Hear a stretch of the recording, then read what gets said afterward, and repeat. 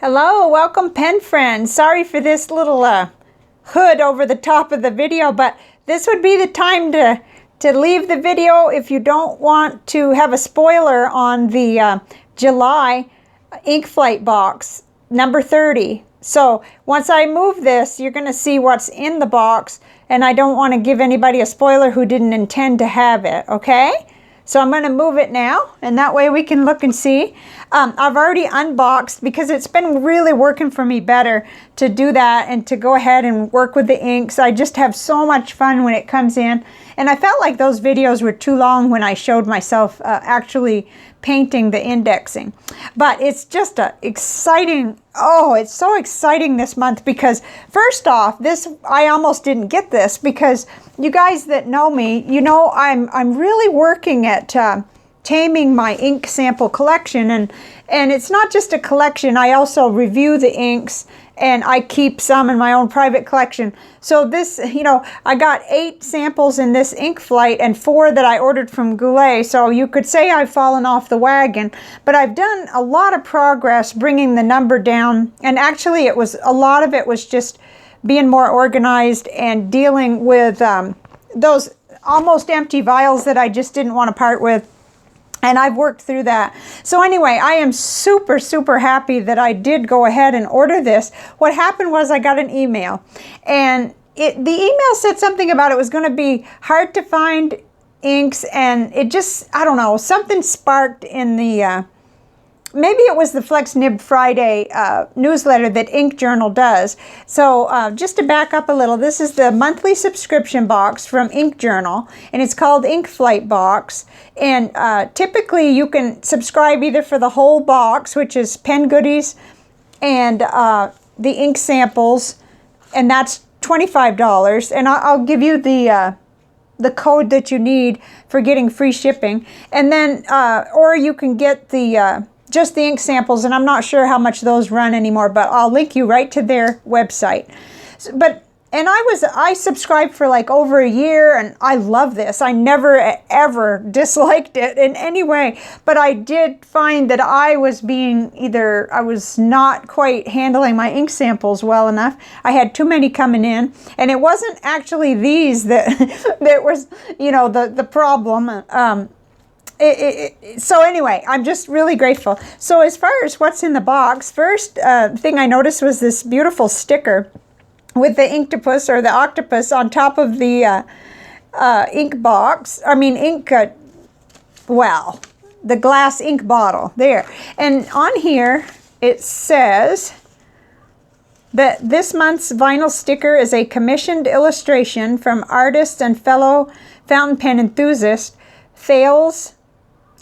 Okay, I'm not sure how to say the last name, but I went and checked out their Instagram. Here it is right here, at UNTAUGHROD. Wow, beautiful, beautiful artwork. And this sticker is really awesome. So there's that. And then 8 ink samples. Wow, 8 ink samples. But not only are there 8 ink samples, they're from Straits Pen Honest Ink.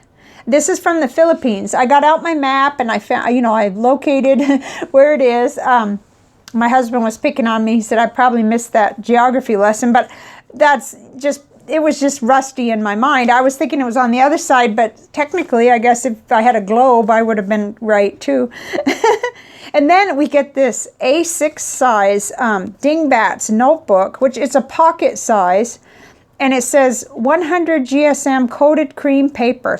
Oh my goodness. I have been admiring these on Instagram. And of course, I just feel like I can't get every single thing I see. Well, of course not. But anyway, I was so thrilled. That is going to be so much fun. It's got a pen loop. It's got lined pages. And just from the outside, I can see that the lines are far enough apart for me. Sometimes they're not, but that's going to work great. I actually think there was a variety. I think it says here somewhere, well, maybe not. Huh. Well, I'm taking too long. Anyway, but something gave me the idea that some folks got you know, there was probably a little bit of variety, but I could be wrong.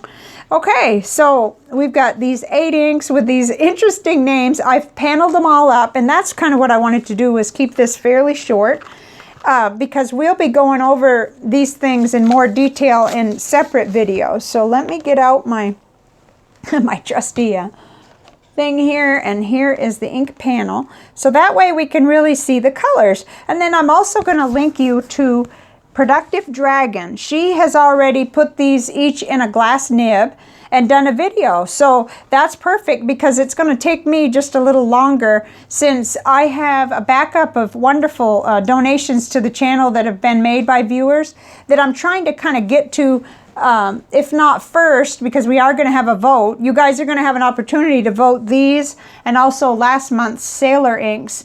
They'll be included in the vote that I'm putting together. But so look at that, Sapphire. Now, we just did that beautiful Noodler's Liberty's Elysium, and it kind of reminded me of that, sort of. But you notice how it wasn't bulletproof, it wasn't semi-permanent, or at least it appears that it was quite movable. And then here we've got a beautiful green, which I've come to appreciate green so much. Okay, so we had Poor Man's Sapphire, and then Slowpoke Green. And then here we've got a really interesting sad, stormy Swedish Sea. Okay, and then a blue-black, and they've titled it literally the only serious color in the entire lineup. So it got a long name. I didn't have room for it all.